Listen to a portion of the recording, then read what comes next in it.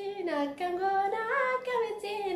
goona dura tureen garmaane amma kinoo Yusuf idda chaane amma kinoo Yusuf idda chaane sirba kana share godha akkasitti namni share godha namni gubbaa miti keessa madaalama bifa gubbaa laalee gariin ilma namaa sadarkaa namoomaa kenna akkam goona dura tureen garmaane amma kinoo Yusuf idda chaane amma kinoo Yusuf idda chaane sirba kana share godha akkasitti namni share godha Yoya ashama harka fuunee kabajamtootaa fi jaalatamtoota simboo tuubii jira jirtu nageenyi keenya kan jaalalaa kan kabajaa bakkaa fi iddoo jirtan maratti isiniif haasa'u ta'onneeti irraa madditee yoyaa deebineetiin jira viidiyoo garaagaraa akkasumas wantoota nama bashannansiisoo hojjechuu jirra.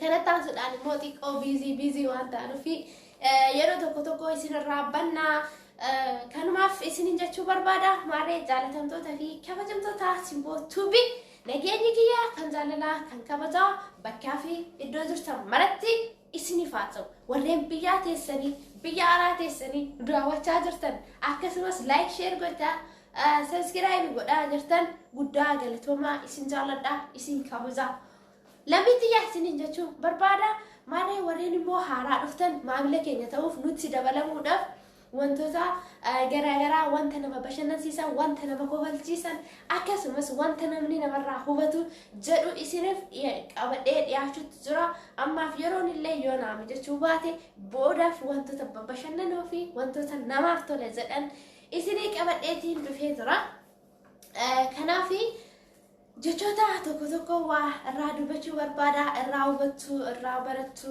maaliif jedhame jechi kun wantoota jedhamu irraa akka hubattan abdiin qaba kana taasisuudhaan immoo laayik sheer godhaa nu jajjabeessaa nu waliin dhaabbadhaa dhaamsa simboo tuubiitti akkasumas immoo warreen nu waliin turtan guddaa galatoomaa isin jaaladhaa isin kabajaa lammiitiyyaa akkas isinii jechuu barbaada kallattumaan karaa wantoota isiniif taatodhee bocee as keessaa buusee fidee isinillee akka liqimsitan abdiin isinirraa qaba jechuun barbaada akka immoo dogoggora jirus komentii jala nuu keessan asuma maal jennare jedha kana taasisuudhaan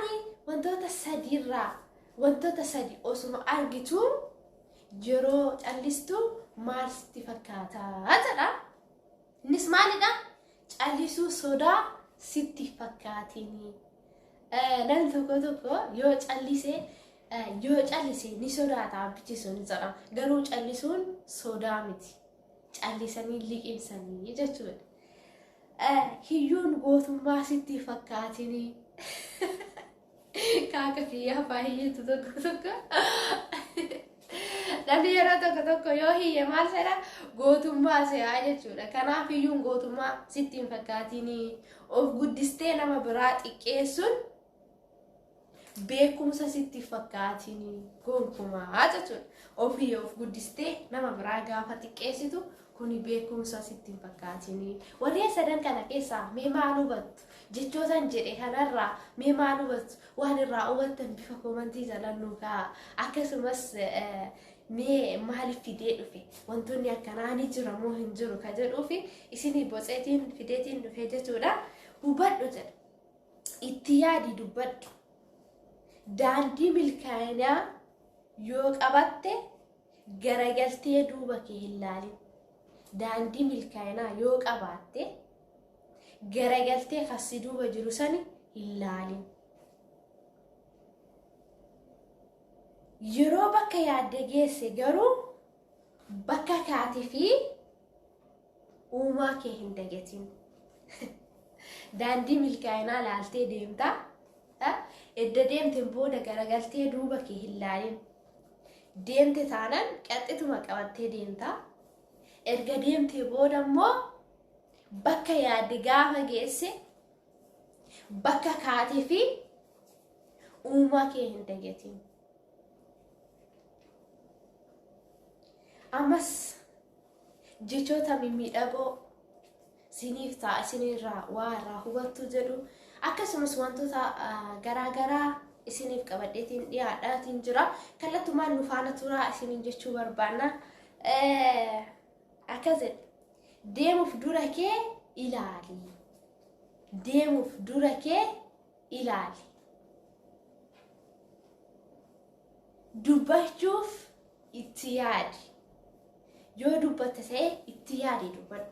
Wanti sun na miidhaa laata? Abbicha san ni miidhaa laata? Anallee ni miidhaa. Ofirraa kaasii dubbachuun dura itti yaaddee waan tokko dubbachuutu nama barbaachisa jechuudha. Jaalachuuf madaalii. Madaalii gaafsiin jedhu miizana irra kaayitii madaalii miti beeka.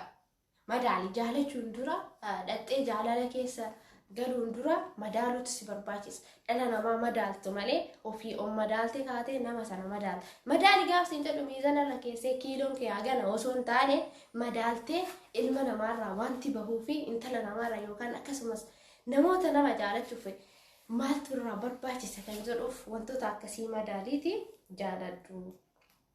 Dhugaa jallisuuf hin yaadin. Dhugaa jallisuuf hin yaadin. Nama arrabsuuf hin kaatin. Nama arrabsuuf illee hin kaatini. Arraba dheerachuurra qalbii dheerachuu wayyaa. Maarree kabajamtootaa fi jaalatamtoota hordoftoota Simboo TV har'aaf kanuma qabadheetiin dhufee jira. Wantoota kana keessaa waa hubattuu laata?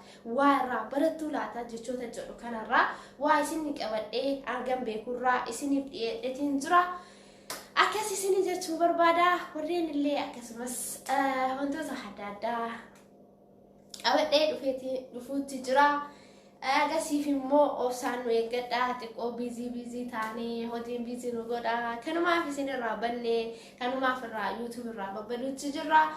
Akkasumas immoo warreen na waliin taatanii na jajjabeessaa jirtan marti keessan guddaa galatooma. Isin jaaladhaa, isin kabajaa. Videoon kiyya har'aa kana fakkaata. Yoo isinitti tole like, share godhaa, subscribe, commentii barreessaa. Dogoggora jiru immoo commentii jala naa godhaa. Commentii irraa laalee isiniif deebisa jechuun barbaada. Akkasumas immoo haga video biraatti walitti deebinutti nagaan naaf tura. Isin jaalladha lamisiyaa. Warreen immoo na jajjabeessitanis guddaa galatooma. Baacee tokko mee galatooma jedhu sanirraa isinii waa jedhame. Galatooma, galatooma, galatooma, galatooma. Deemsa ishee deemsa kaleessa deemuun dukkanaa gaagahee dhaabbannee deemna har'a sintuu dadhaabbata nuuf tahee. Deemsa ishee deemsa kaleessa deemuun dukkanaa gaagahee dhaabbannee deemna har'a sintuu dadhaabbata nuuf tahee.